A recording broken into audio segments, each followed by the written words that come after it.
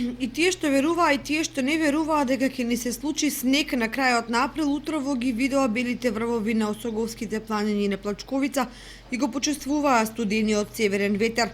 Зимскиот амбиент среде пролет повеќе имаше дејство на изненадување отколку на некакви други последици врз растителниот свет.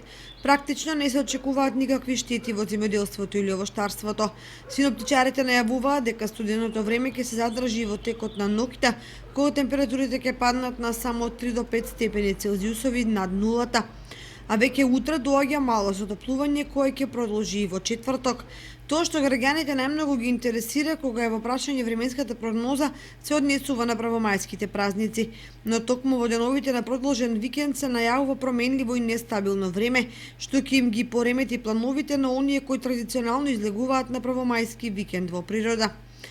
Врнежите од дожд во пониските делови се добродојдени, бидејќи земјоделците велат дека топлото и суво време кон средината на април негативно се одразило врз есенските и пролетните посеви поради отсуство на влага во почвата.